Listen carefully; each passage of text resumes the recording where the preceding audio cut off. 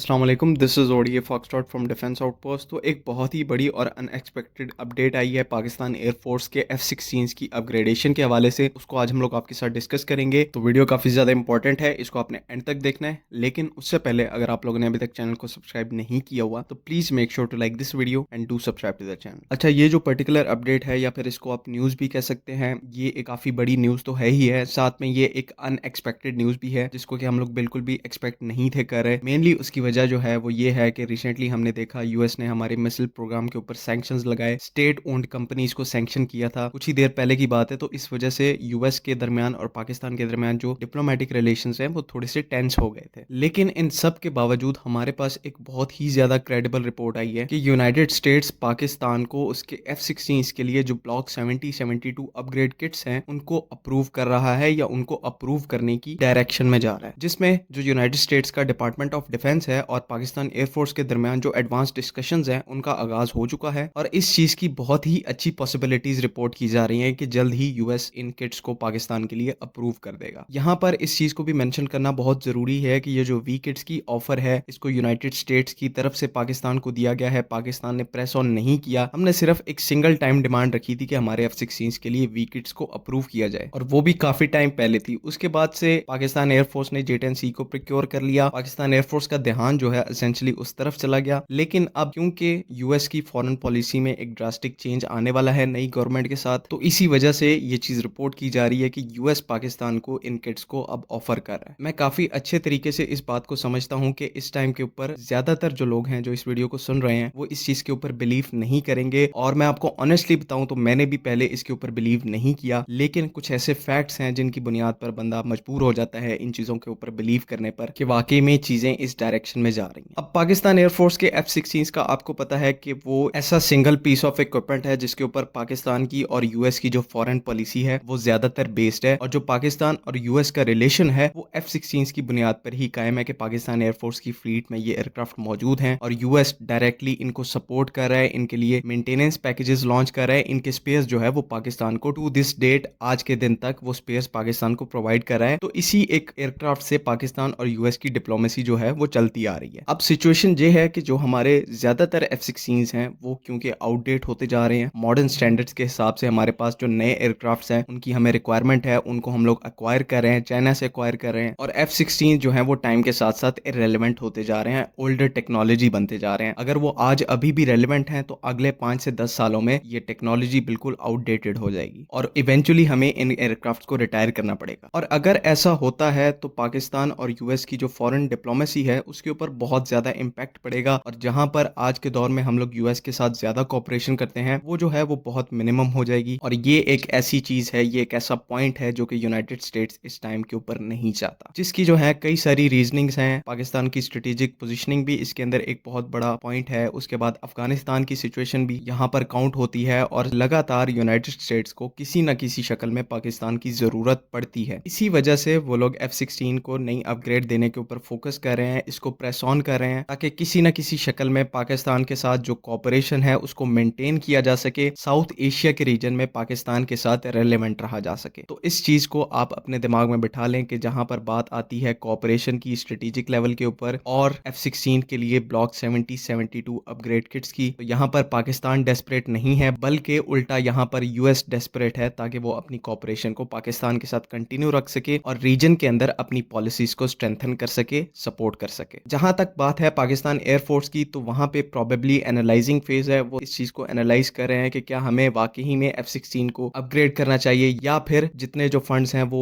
Block 70-72 की upgrade में लगेंगे उनको कहीं और जगह पर डाइवर्ट करना चाहिए जो कि पाकिस्तान के लिए ज्यादा बेनिफिशियल होंगी। लेकिन ऑब्वियसली यहाँ पर F-16 के हवाले से कुछ ना कुछ प्लस पॉइंट्स जो हैं वो काउंट होते हैं। पाकिस्तान एयरफोर्स के पायलट्स का जो 40 साल का वैल्यूएबल एक्सपीरियंस है, जो इकोसिस्टम पाकिस्तान के अंदर F-16 को लेकर खड़ा किया गया है, और यही वाहिद एक F-16 के लिए प्लस पॉइंट है कि वो मिराज के बाद पाकिस्तान एयरफोर्स का सबसे पुराना एयरक्राफ्ट है जिसको पाकिस्तान एयरफोर्स अभी भी डिसेंट लेवल के अंदर ऑपरेट कर रही है। और अगर हमारे जितने भी एग्जिस्टिंग F-16 हैं वो अगले 15-20 सालों के लिए दोबारा से रेलेवेंट हो जाते हैं, अपग्रेड हो जाते हैं, तो ये चीज वाकई ही ज्यादा सेंस बनाएगी, बजाय कि आप 50 या 60 एयरक्राफ्ट जो आपने F-16 की सूरत में उनको रिटायर करना है उसकी जगह जो आप नए एयरक्राफ्ट लेके आए तो उनका जो बजट है ओवरऑल वो आपको ज्यादा पड़ेगा, उसके पैसे जो हैं वो आपको ज़्यादा भरने पड़ेंगे। तो इस टाइम के ऊपर कुछ भी कहना बहुत ही ज़्यादा अनसर्टेन होगा और हमें इस टाइम के ऊपर नहीं पता कि पाकिस्तान एयरफोर्स किस अप्रोच के साथ जाने वाली है। ये चीज़ें हमें टाइम के साथ-साथ पता लगेंगी। बाकी उम्मीद है कि आपको सारी इन्फॉर्मेशन जो है वो समझ में आ गई है। लेकिन अगर इससे रिलेटेड कोई भी इश्यू है, कोई भी आपको कन्फ्यूजन है तो काइंडली कमेंट्स में ज़रूर पूछें। मैं मैक्सिमम लोगों के रिप्लाई करने की कोशिश करूँगा। अगली वीडियो तक के लिए अल्लाह हाफ़िज़।